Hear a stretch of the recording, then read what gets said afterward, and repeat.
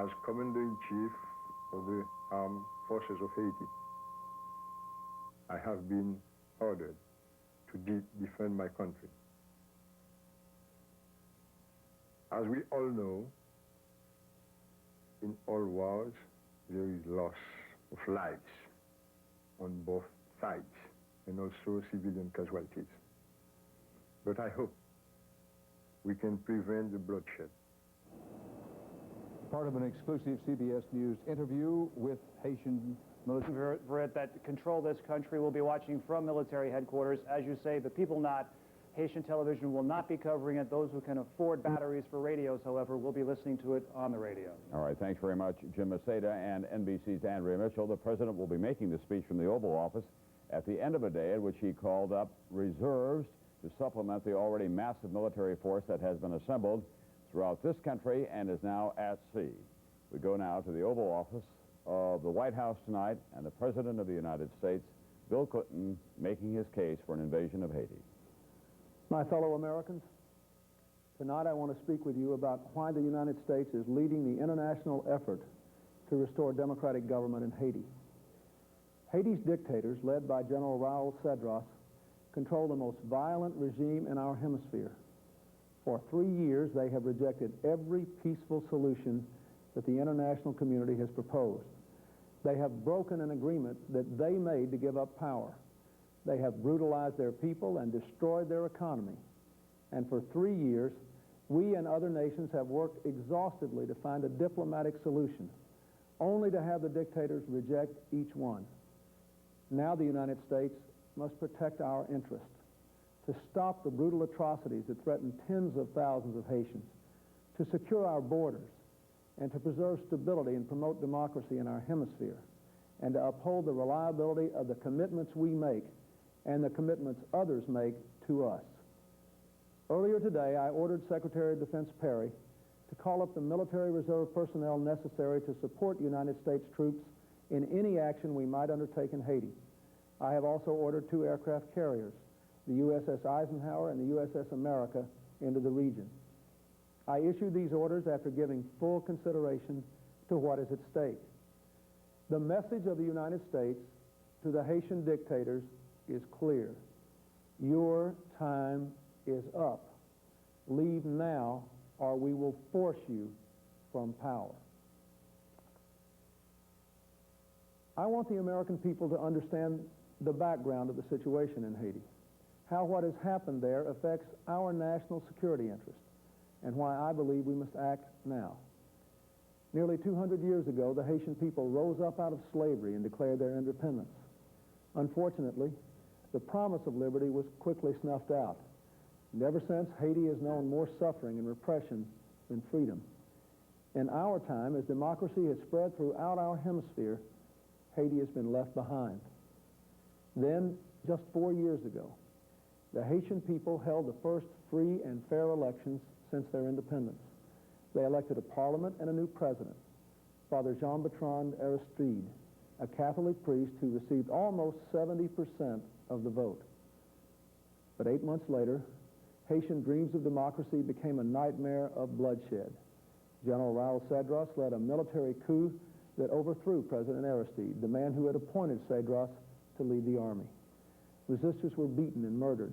The dictators launched a horrible intimidation campaign of rape, torture, and mutilation. People starved, children died. Thousands of Haitians fled their country, heading to the United States across dangerous seas. At that time, President Bush declared the situation posed, and I quote, an unusual and extraordinary threat to the national security, foreign policy, and economy of the United States. Cedras and his armed thugs have conducted a reign of terror, executing children, raping women, killing priests. As the dictators have grown more desperate, the atrocities have grown ever more brutal. Recent news reports have documented the slaying of Haitian orphans by the nation's deadly police thugs. The dictators are said to suspect the children of harboring sympathy toward President Aristide for no other reason than he ran an orphanage in his days as a parish priest. The children fled the orphanages for the streets. Now they can't even sleep there because they're so afraid. As one young boy told a visitor, I do not care if the police kill me because it only brings an end to my suffering. International observers uncovered a terrifying pattern of soldiers and policemen raping the wives and daughters of suspected political dissidents, young girls, 13, 16 years old, people slain and mutilated with body parts left as warnings to terrify others, children forced to watch as their mothers' faces are slashed with machetes. A year ago, the dictators assassinated the Minister of Justice.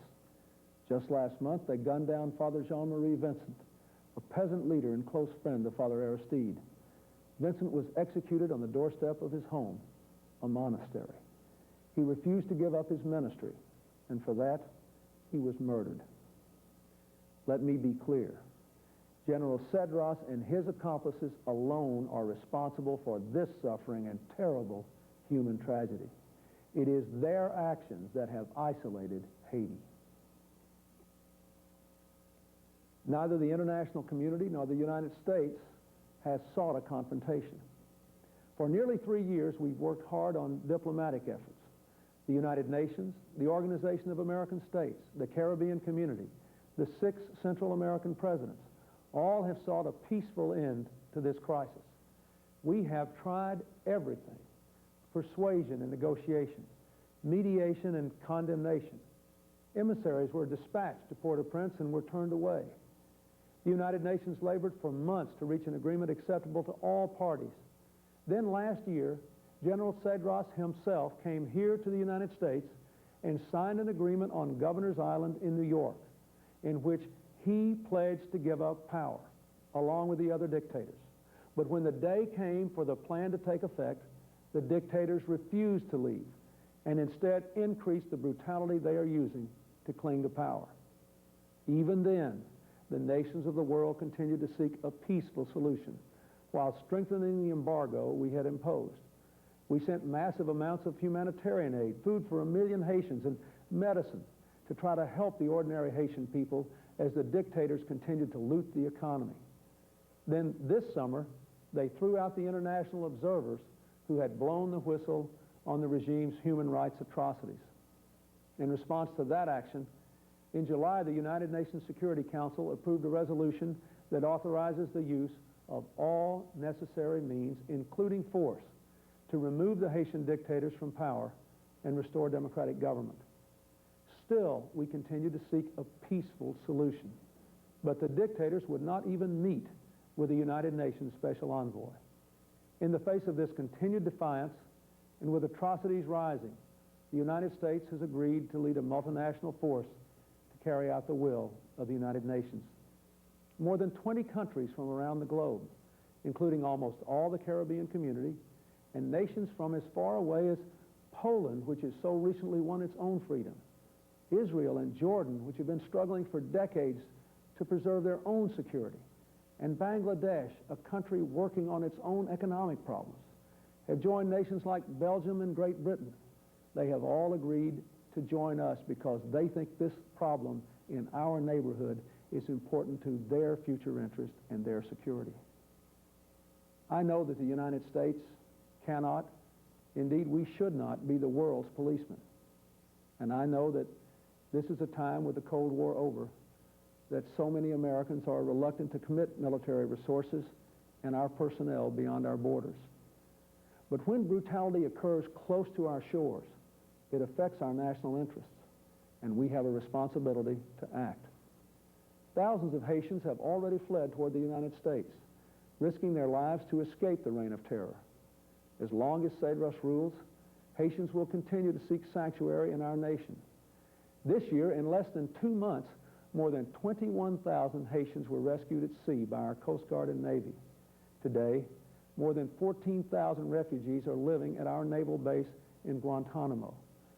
The American people have already expended almost $200 million to support them, to maintain the economic embargo, and the prospect of millions and millions more being spent every month for an indefinite period of time loom ahead unless we act.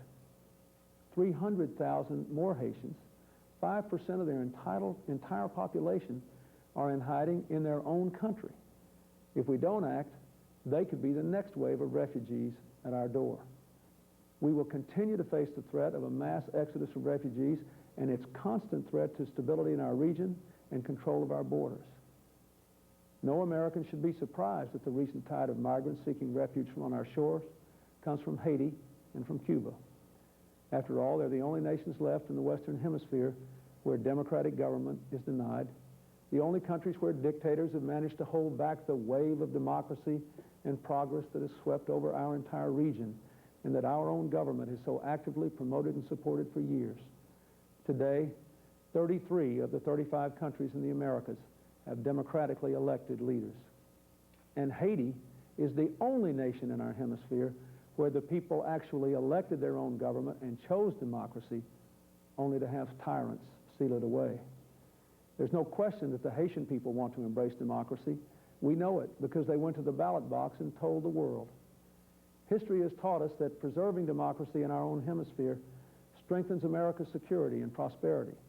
Democracies here are more likely to keep the peace and to stabilize our region. They're more likely to create free markets and economic opportunity, and to become strong, reliable trading partners. And they're more likely to provide their own people with the opportunities that will encourage them to stay in their nation and to build their own futures. Restoring Haiti's democratic government will help lead to more stability and prosperity in our region, just as our actions in Panama and Grenada did. Beyond the human rights violations, the immigration problems, the importance of democracy, the United States also has strong interest in not letting dictators, especially in our own region, break their word to the United States and the United Nations. In the post-Cold War world, we will assure the security and prosperity of the United States with our military strength, our economic power, our constant efforts to promote peace and growth. But when our national security interests are threatened, we will use diplomacy when possible and force when necessary. In Haiti, we have a case in which the right is clear, in which the country in question is nearby, in which our own interests are plain, in which the mission is achievable and limited, and in which the nations of the world stand with us. We must act. Our mission in Haiti, as it was in Panama and Grenada, will be limited and specific. Our plan to remove the dictators will follow two phases. First, it will remove dictators from power and restore Haiti's legitimate, democratically elected government. We'll train a civilian-controlled Haitian security force that will protect the people rather than repress them. During this period, police monitors from all around the world will work with the authorities to maximize basic security and civil order and minimize retribution. The Haitian people should know that we come in peace. And you, the American people, should know that our soldiers will not be involved in rebuilding Haiti or its economy. The international community, working together, must provide that economic, humanitarian, and technical assistance necessary to help the Haitians rebuild.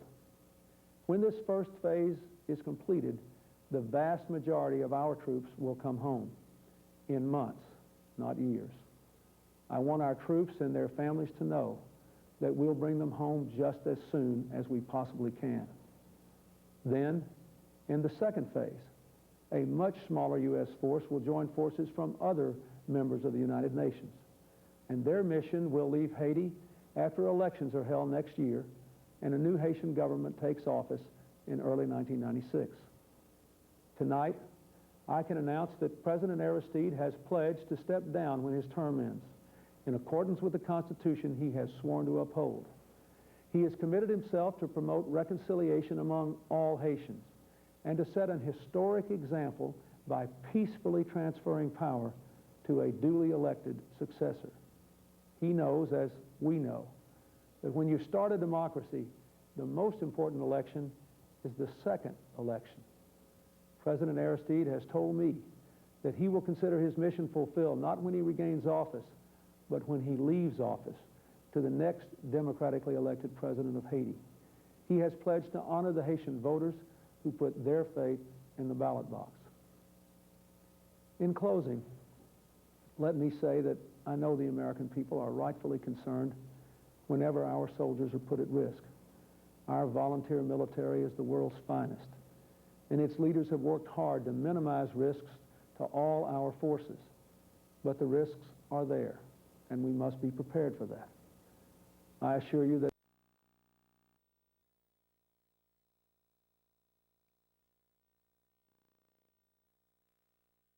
volunteer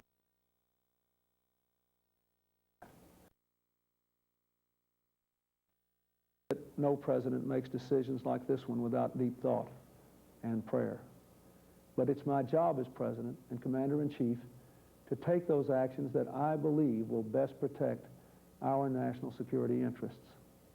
Let me say again, the nations of the world have tried every possible way to restore Haiti's democratic government peacefully.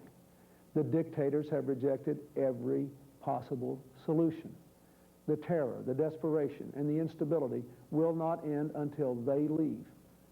Once again, I urge them to do so.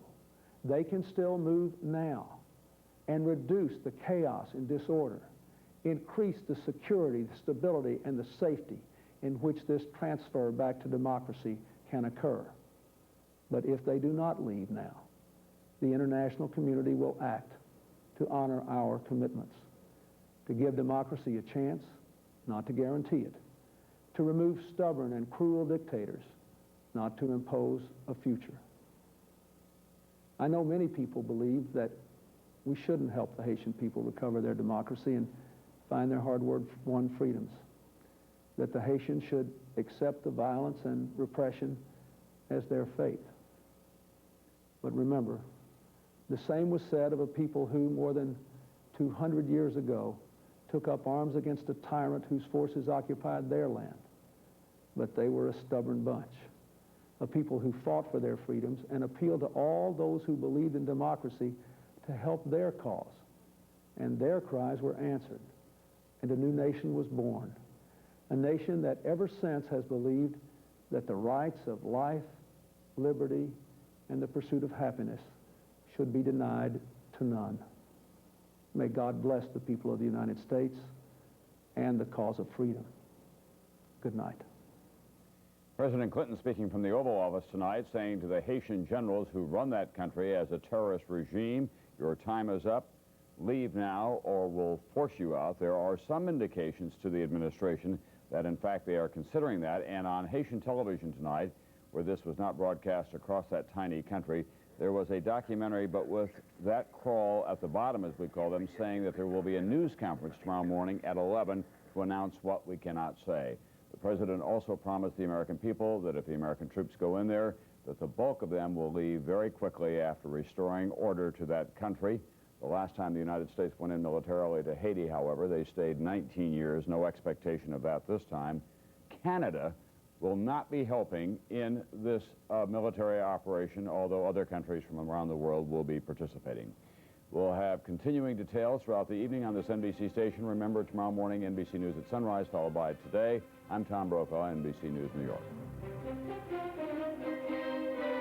This has been an NBC News special report. The second remark I can make C'est que M. Clinton a parlé de certains meurtres qui is that Mr. Clinton spoke se sont about produits en Haïti certain murders taking place in Haiti, et il a affirmé que ce sont les militaires qui sont responsables. and he was affirmative about the military being responsible. Moi, je pense personnellement I que personally believe ceci est une conclusion hâtive that this is a very hasty conclusion parce que est-ce que l'administration américaine a des preuves que ce sont des militaires Does the American administration has proof that it is the military qui ont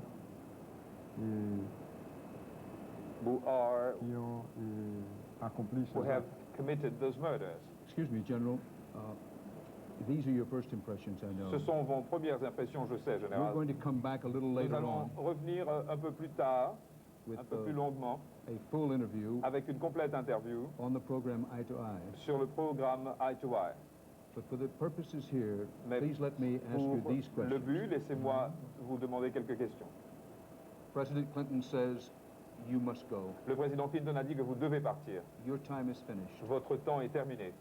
You know that out there is a great American invasion force. Vous savez que dehors, il y a une grosse force d'intervention américaine. Are you prepared to go? Est-ce que vous êtes prêt à partir?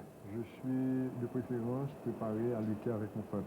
I'm rather prepared to fight with my people. And prepared to die? Et prêt à mourir? Tout soldat, en s'engageant dans l'armée, signe son contrat d'engagement, signe déjà pour mourir. Every soldier, while he enters the armed forces and signs his papers, signs that there's a possibility for him to lose his life. And in your opinion, will this go quickly or will it be extended and will there be a bloodbath in Haiti? À votre avis, est-ce que ceci ira rapidement ou est-ce qu'il y aura un bain de sang en Haïti? Le peuple haïtien a une capacité de résistance The Haitian extraordinaire. people has an extraordinary resistance capacity. Ces 3 ans, Those 3 years passés sous sanctions économiques, spent under the economic sanctions ont prouvé ce que j'ai dit. proven what I've said.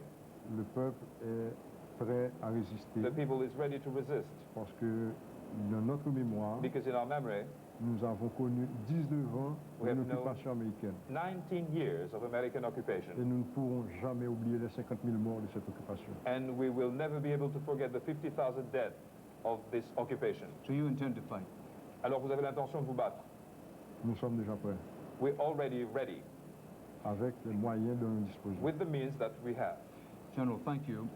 Merci, Général. General Cedras, live from Port-au-Prince, Haiti. We're going to come back a little later on in the program, Eye to Eye with Connie Chung, with more of President Cedras' reaction to President Clinton's address. Connie? Dan, thank you. I will see you soon on Eye to Eye following the CBS program Due South. Dan will join us for that special report from Port-au-Prince. Until then, for Dan Rather and all of us at CBS News, this is Connie Chung. Mission Control ordered him to shut down the jetpack, which they called safer, while ground-based scientists figured out what had gone wrong. Houston per mark. Go ahead. Could you power off safer while we think about this? Okay. Now, what you're about to see is spacewalking astronaut Mark Lee turning off his jet backpack.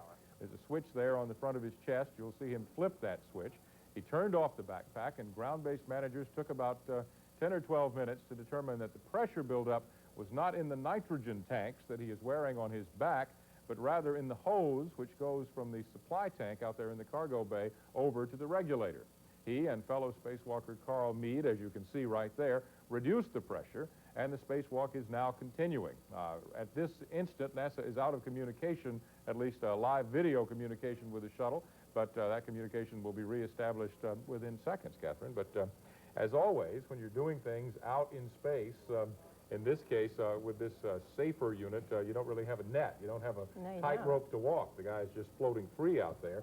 You don't want anything to go wrong. And the spacewalk's been going on about 90 minutes now, another 5 hours, I guess, before it's over. And things going smoothly after that scare, Well, right? as far as we can tell. Yeah, we'll get some more pictures in a few minutes, and I'll come back. The Browns say they take some comfort in their last memory of Nicole. We always had a thing where when you drive home, when you get there, you call. And so I remember she got on the phone and said, we're home. We got here. Okay, I love you. I love you. I love you. But you know, I think we're very lucky. Each one said, I love you. Not many people are that lucky. Those were our last words. Every telephone conversation would end with, I love you. I love you. Meantime, in an exclusive interview with CNN's Mark Watts, Simpson attorney Johnny Cochran offers this assessment of the dynamics of his client's high-priced, high-profile defense team. If everybody was in lockstep on every issue, there'd be something wrong, because somebody wouldn't be speaking up. And one of the things I think that a trial lawyer brings is his attitude, his ideas, his beliefs. But at the end of the day, Mark, I can honestly tell you and all your viewers that we will do what is best for O.J. Simpson, all of us. So all the egos aside, this case is not about ego. It's not about us. We're not the celebrities. We happen to have a celebrity client. The final, at the end of the day, we want O.J. Simpson to prevail in this case. So nothing we do should ever interfere with that. And CNN will, of course, be there live when the Simpson pretrial hearings resume. That'll be Monday at 12 noon Eastern, which is 9 a.m. Pacific. In our News for Medicine segment, AIDS researchers in New Be afraid. We say, and we will be saying again and again, no to vengeance, no to retaliation. Let us embrace peace. When? Now. Is it too late? No. The time is now. In a new and democratic Haiti, the rule of law is indispensable.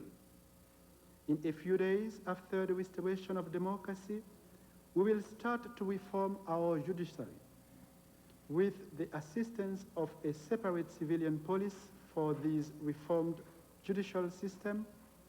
We will offer a constitutional avenue for recourse to equity. National academies to train our magistrates, our 83 judges, 348 justices of the peace, 43 court clerks, and 147 officers of the Bureau of Vital Statistics will restore confidence in these belligerent institutions. With political stability will come economic rebirth. The decline in national production by over 10% in 1992, the alienation of foreign investment, the accelerated depreciation of our currency, and the 60% rise in inflation must be reversed. The security and stability that will come with the restoration of democracy will create the environment where growth is possible. The 140,000 jobs lost in the industrial sector will be restored. In this environment of political stability, commitments from the international community will allow us to advance an economic policy that ensures an open market and opportunities to prosper. As during our first 7 months in office, we will again close the floodgate of Haitian boat people. Our refugees will stay at home, happy to participate in a prospering economy, to share in the resources contributed by our vibrant diaspora. They will work to rebuild the nation. Once again, we will move from misery to poverty with dignity. Yes, indeed, we will move from misery to poverty with dignity. The restoration of democracy will bring peace for all, reconciliation among all, respect and justice for every single citizen. The swift and determined action of the international community pursuant to Resolution 940 will lead us quickly towards creating this climate of peace as the December legislative elections approach. A successful election to which the world is invited to observe will set the scene for an historic event, the December 1995 elections. As I have said before, the true test of a democracy is its second free election when power is transferred freely and constitutionally. Therefore, I will not be and cannot be a candidate. We anxiously await the international community to support that effort as they presently support the restoration of democracy today. On February 7, 1991, the day of my inauguration as president, I said that not another drop of blood must fall in Haiti.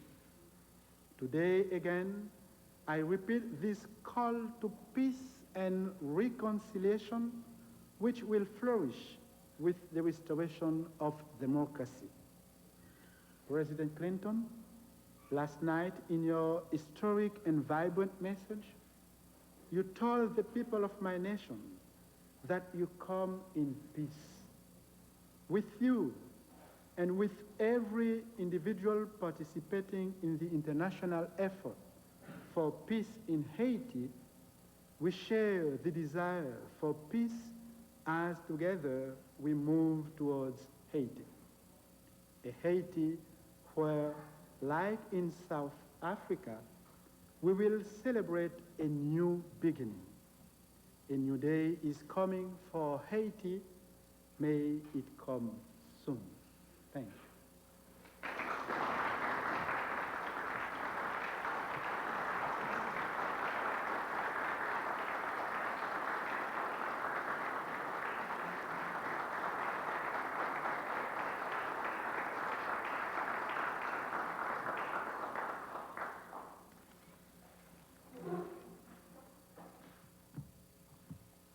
Now, ladies and gentlemen, may I introduce Prime Minister Owen Arthur of the Barbados, who is the chairman of CARICOM and who will speak on behalf of the members of the coalition. Mr. Prime Minister.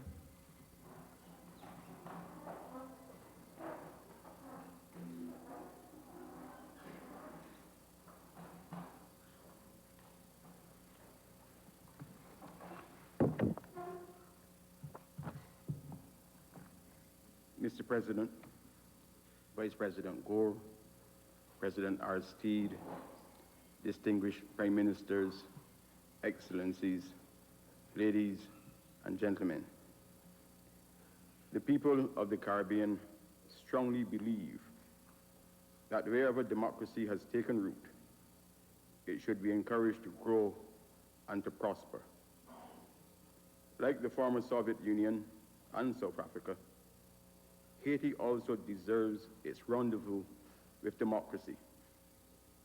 The Haitian people wished for it, they have suffered for it, they have voted for it, and now they are dying for it. It is an easy matter for a bloodthirsty clique, hardened by decades of brutality, to snuff out the flame of democracy which lit the Haitian darkness in 1990. It is equally as easy to destroy the lives of tens of thousands of unfortunate Haitians whose only crime is that they too, like Americans and Barbadians, opted to choose a leader in free and fair elections so that they too may live in a free and ordered society under the rule of law. Even as I speak, the killings continue, and those who have been marked for death by the extermination squads risk their lives night and day to escape the living hell that Haiti has become. Horrendous though these developments are, they do not in themselves constitute sufficient reason to justify intervention. What justifies the UN-sanctioned intervention is the refusal of the illegal military regime to heed calls by the international community to step down in accordance with the Governor's Island Agreement so that our colleague, President Aristide, can assume his rightful place as president. Peace and stability in this hemisphere is in everybody's short and long-term interests. The member states of the Caribbean community have consistently urged action to restore President Aristide. We now fully support the planned intervention to restore democracy to Haiti. Within the limits of our resources, we have offered what help we can. And CARICOM governments have pledged themselves after the restoration of democracy to make available to the legal government of Haiti a corps of suitably qualified civilian personnel to assist with the task of social and economic reconstruction. In this respect, it is vital for the international community to participate fully in helping the lawful Haitian government build a prosperous and a stable democracy.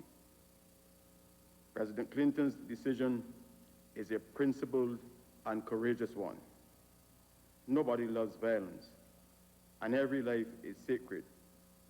But what is being perpetrated in Haiti is a defiance of the United Nations Security Council and an affront to the entire international community. We, in our region, hope keenly for a swift conclusion of this action and look forward to the day when normal life can be resumed in Haiti. I thank you.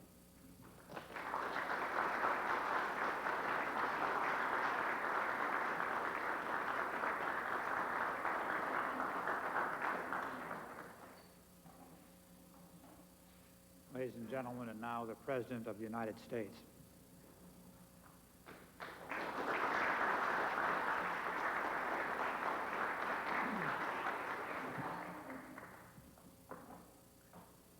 President Aristide, Prime Minister Arthur, distinguished Prime Ministers, Deputy Prime Ministers, Foreign Ministers, Ambassadors, Chargés, the representative of the United Nations, my colleagues in the United States, I begin by saying a simple thank you. Thank you to all the nations here represented for joining an international coalition to restore democratic government to Haiti, as called for by United Nations Security Council Resolution 940. Your presence here demonstrates that this international coalition is strong, diverse, and growing. We have countries from the Caribbean, countries from Latin America, countries from Europe, Asia, Africa, and the Middle East, united in our insistence that the enemies of democracy who now terrorize Haiti leave and leave now, and that democratically elected government be returned.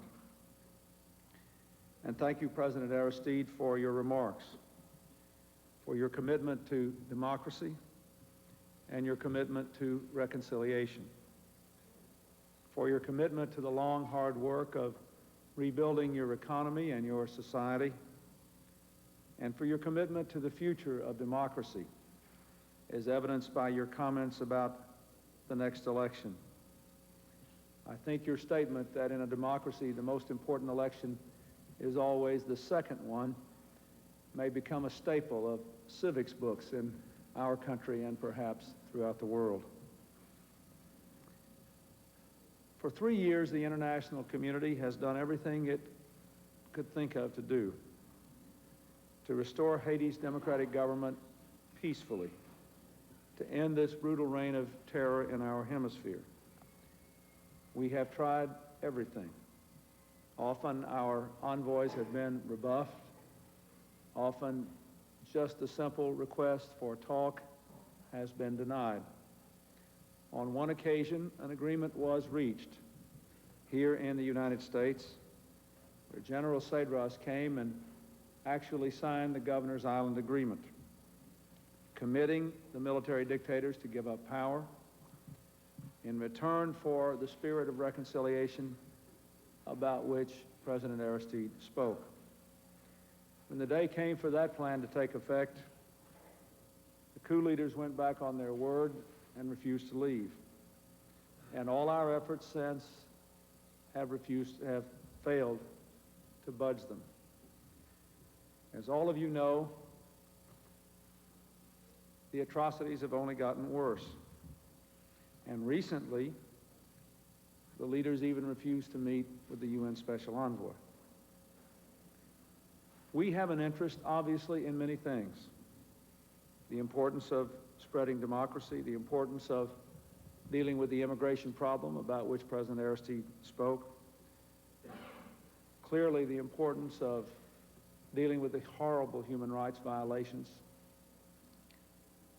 And also the importance in not allowing dictators to break their word to the international community, the United Nations, the Caribbean community, the Organization of the American States.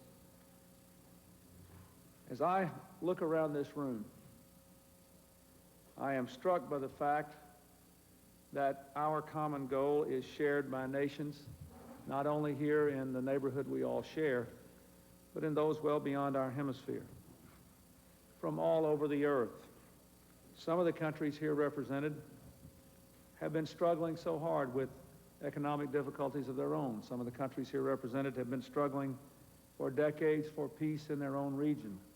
Some of these countries here represented have only recently come to know their own freedom and democracy. And yet you are all here in this international coalition because of the unusual and the terrible developments in Haiti. Our goals are clear, but they are limited. Once the military regime is removed from power, the coalition will then help the democratic government to establish basic security. It will begin the process of placing Haitian police under civilian control and monitoring them to ensure respect for human rights. This will enable the Haitian government to provide the security necessary for international institutions and private institutions to resume the delivery of basic humanitarian assistance. Then in months, not years, the coalition will pass the baton to the United Nations. The UN mission in Haiti will take over the peacekeeping effort and continue to professionalize Haiti's police and military. It will leave Haiti no later than 18 months from now, after the next elections are held and a new government takes office. Over time, all of us here, and the international financial institutions as well, will be involved in helping Haiti to recover, in providing Haiti with the economic and humanitarian and technical assistance that will be required to keep the country on the path of progress and democracy. But all of us realize, none more than President Aristide, that in the end the job of rebuilding Haiti belongs to the Haitian people. I think they ask for nothing more than the opportunity to meet that challenge. And sir, I say again to you today, the spirit of reconciliation, the hand which you have reached out, even in this hour, to those who have taken democracy away, is critical to your success, and I applaud you for what you have said. Our international coalition goes to Haiti to give democracy a chance. We cannot guarantee it. To remove cruel and brutal dictators, but not to impose a future on Haiti. We cannot do that. That is for the Haitians to make themselves. But I hope and believe that what we are doing will not only be successful, but will generate support from even more nations.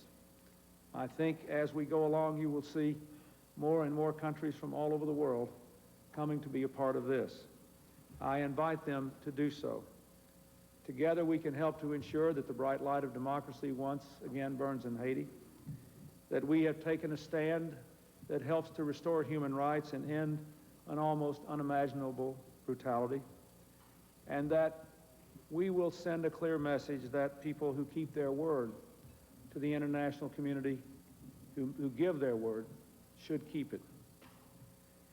Ladies and gentlemen, there are some more things which I believe we all need to discuss, and certainly things which our coalition partners are entitled to know and questions they might want to ask. So I have asked the chairman of our Joint Chiefs of Staff, General Shalikashvili, to discuss in more detail the military and security aspects of our efforts. Let me say, if I might, to all of you, I appreciate the fact that you have given us your people to serve as a part of this effort.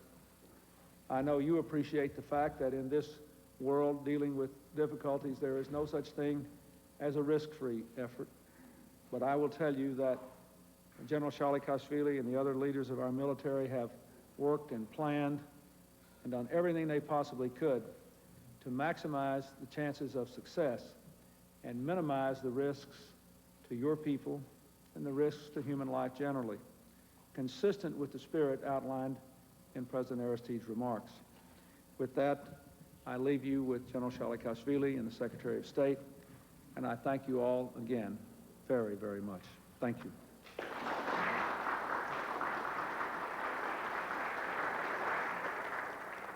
And so the President of the United States says we want to give democracy a chance, not a guarantee.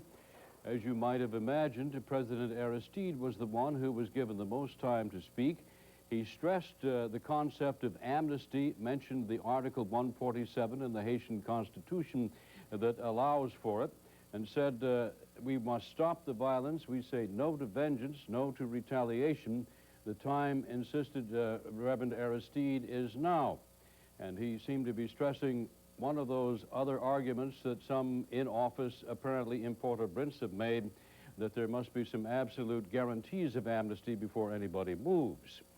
Our CNN senior White House correspondent and senior European correspondent, Wolf Blitzer and Richard Blystone, join us from their now respective beats. Wolf Blitzer's at the White House and Mr. Blystone's in Port-au-Prince, are quite nearby it.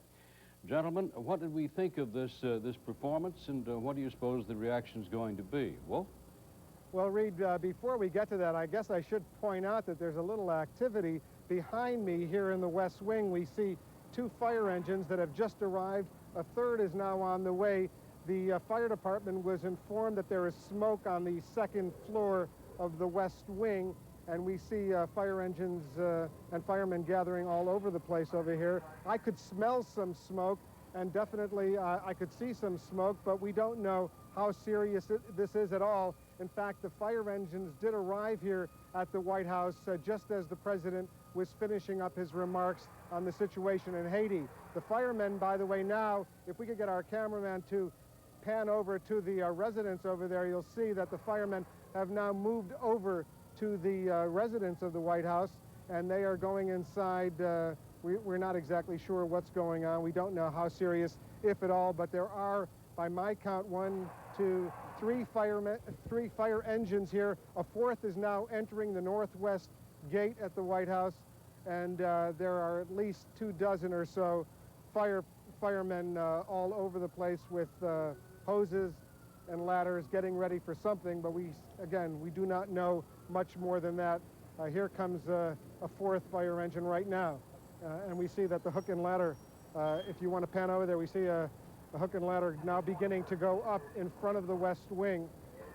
This is a diplomatic entrance where only moments ago we just saw by chance the Reverend Jesse Jackson, who just emerged and went into the West Wing. He has a meeting here, we're told, on the situation in Haiti as well. But these firemen are definitely getting involved in something going on here at the White House. And you can now see this hook and ladder going up to the 2nd floor here at the residence at the White House. We do know that this has been an extraordinary week. It started off here at the White House when a small Cessna landed on the south lawn, and there were fire engines and bomb squads that arrived. And now this week seems to be ending with a bit of a fire and some smoke. But once again, we have no word on how serious, if serious at all, but we do see a lot of firemen and equipment all over the place here gearing up. We don't have anyone who has yet climbed up on that ladder to go up on the roof of the West Wing. Let me just set the scene over here. The fire was reported in the West Wing, which is not in the residence where the president was having his meeting in the dining room, in the East Room, excuse me, with the international coalition, including the exiled president Aristide. So the activity here is a good 200 feet or so from the residence. It's mostly centered here in the West Wing. So president is far away. The vice president is in the East Room. All of the officials are over there. We have not seen any evacuation, though, of the West Wing.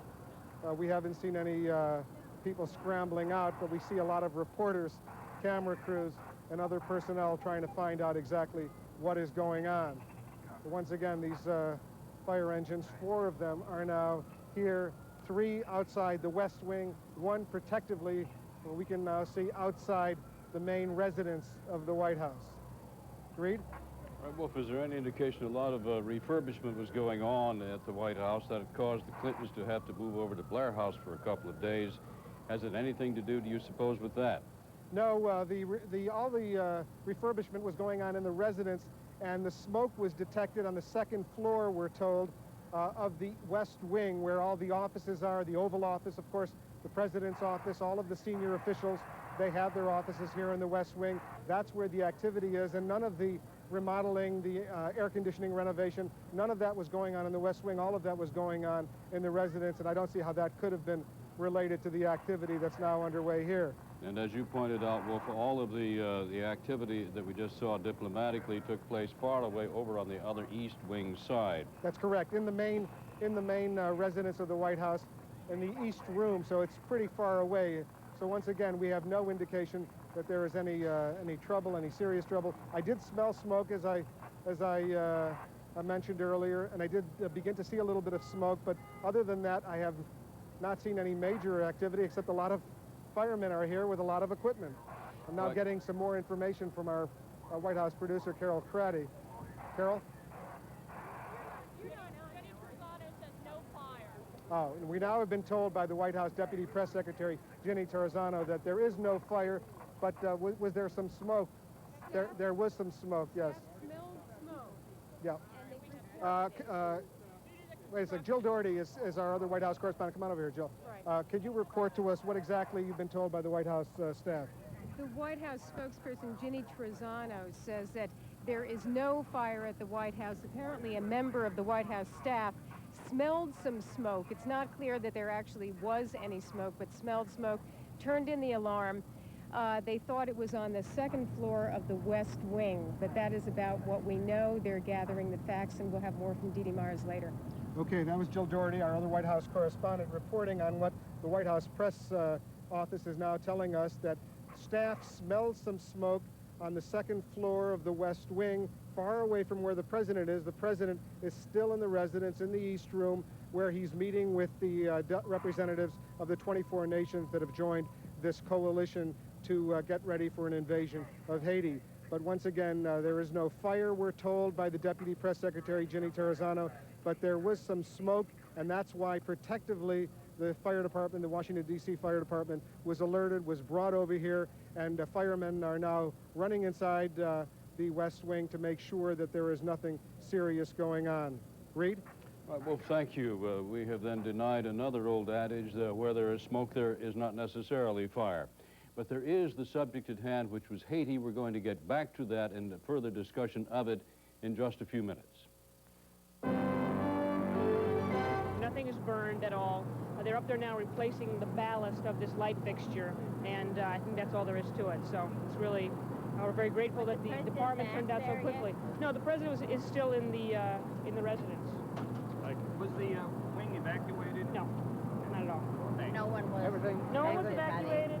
Nothing burned. It was just, again, it was a light fixture shorted out, and there was a strong odor.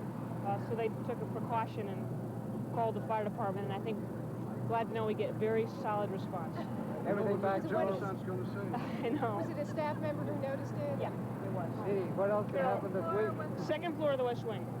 What office exactly was that, Dee Dee? It's the Carol Rouse. There's a small outer office outside Carol Rouse's office on the upstairs. So, Where is Shelley meeting with the leaders? In the same room. He's briefing them now at the same table that they were at. And then Gray is coming out here at... Gray and Sandy will be here at 3. Dee Dee, did the president know about this? I don't think he's been briefed yet, no. He's still meeting with the... there was a light fixture that shorted out, and there was a very strong odor. And so the staff members up there contacted the fire department as a precaution. They came, determined that it was simply this light fixture, and they're replacing the ballast of the fixture. And there's absolutely no threat. No one's been evacuated. In fact, most of the members of the fire department are already back outside, and I'm sure they'll be leaving any minute. Everything under control? Everything's under control. Where was the smoke coming from? It was a light fixture in the office outside Carol Rasco's office, up on the second floor of the West Wing. Second floor legislative office? No, domestic policy. So closer to where Hillary's office is? Yeah. Same row, I mean, same side of the building. Same side of the wing. This didn't have anything to do with the renovations? No, Right, and that's all has to do with... So there was an electrical... No, a light fixture shorted out, and there was an odor. No, it's on the ceiling. And so they're replacing, they just went in and they're now replacing the ballast, what they call the ballast of this fixture. And everything is completely under control. Was Mrs. Clinton in her office? She's in the building, yeah. Was she in her office? I don't know. Yeah, I believe she was, yeah. She was? And do you know who called? Carol Roscoe's assistant. I heard it was a worst movie trap. Yeah. Pardon me? Right down the hall? Yeah, down the hall. What? Fire department. This is the easy stuff. We're just glad everything's fine, everything's under control, no one was evacuated, everything's in good shape. Dee Dee, who called the fire department? One of the staff members upstairs. Could the participants in the meeting hear the commotion? No, they're way over in the residence, and this happened on the other side of the West Wing. Confirm that Hillary was in your office. I'll have to check. I think she was because there were agents up there, but... Thanks. Thank you. Thank you, Dee Dee. Right, Wolf Blitzer, can you rejoin us and perhaps put an end to this fire once and for all? Our White House capacity for distraction is unlimited, isn't it? That's right, Reed. There is, according to White House Press Secretary Dee Dee Myers, good news. A light fixture on the second floor of the West Wing right behind me, the main office complex of the White House, started to smoke. As a precaution, White House staff called up the local D.C. Fire Department. 4 engines arrived here within minutes. They are now making sure that there's nothing else. Dee Dee Myers says there was no evacuation, no major fire, no fire at all, just smoke, and that there is nothing to be concerned about. The president, the vice president, all of the senior staff, for the most part, were way over in the residence of the White House, in the main White House building, hosting this international delegation of coalition partners involved in the Haiti operation. They probably may know about it by now, but they had no knowledge of what was going on as these fire engines roared here into the driveway outside the West Wing of the White House. So once again, looks like the situation has been resolved protectively. The fire department is just going through the motions to make sure there is nothing else. But Dee Dee Myers assures all of us that it was just smoke, no fire, and that business will now go back to usual, if we can say that after a little bit of a disruption here at the White House. Reed? Well, thank you. We're going to get back to the business at hand, that is this big strategy session on Haiti and what we can glean from it right after this.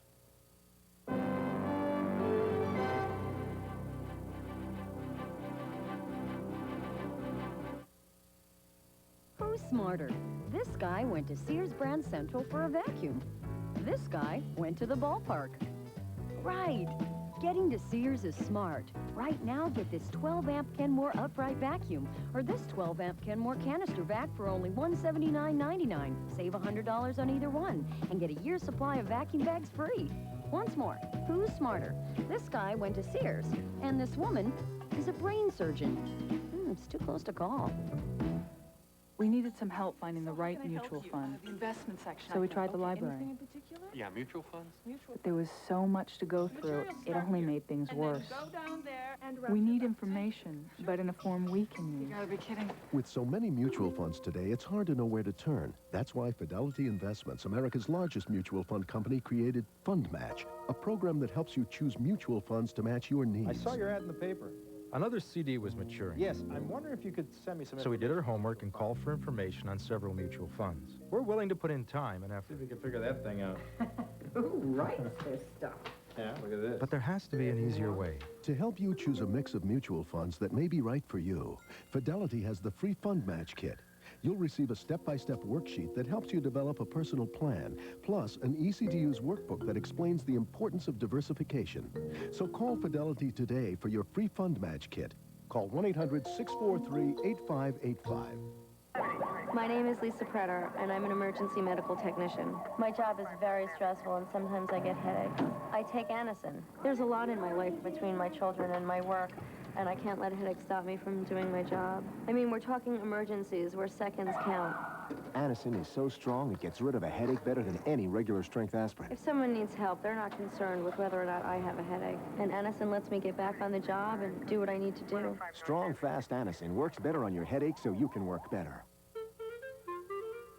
Love English muffins? Look into Bays. You'll discover the finest ingredients and a traditional English recipe. For a delicious muffin that's pre-split and ready for anything, look into Bay's English Muffins. Open up a real treat.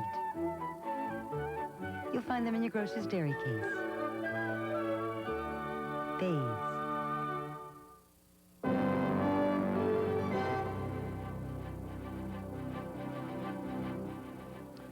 When we began with a slight interruption for a non-fire fire at the White House, we were in the East Room where the President of the United States and the exiled President of Haiti were exhorting the 24 or so allies who have joined the multinational force over Haiti, and where outside, hitting the streets of Rome, was Osservatore Romano, the Vatican newspaper, which in a front-page commentary suggested that the invasion of Haiti would be a bad idea.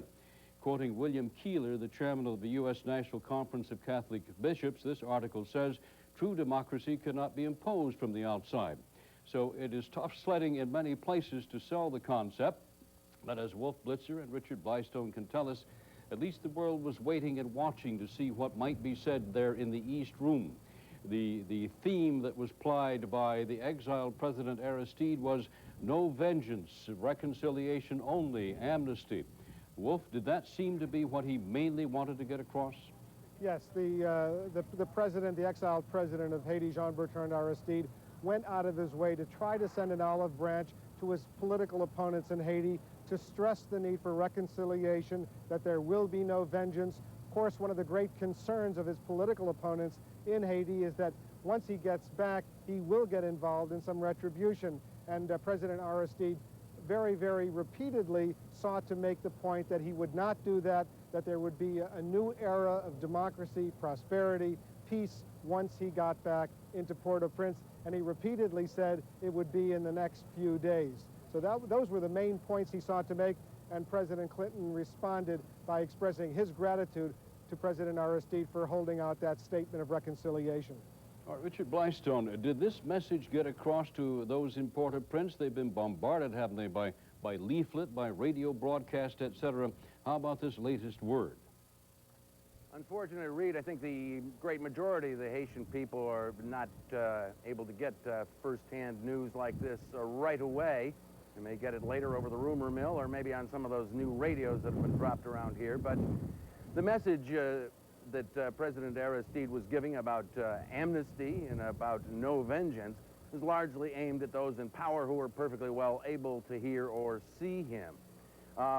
The vengeance and amnesty obviously were aimed at the military, but there is a community of several hundred wealthy people here who have been against the return of Father Aristide because he has a reputation as a firebrand who wants to basically take away their money.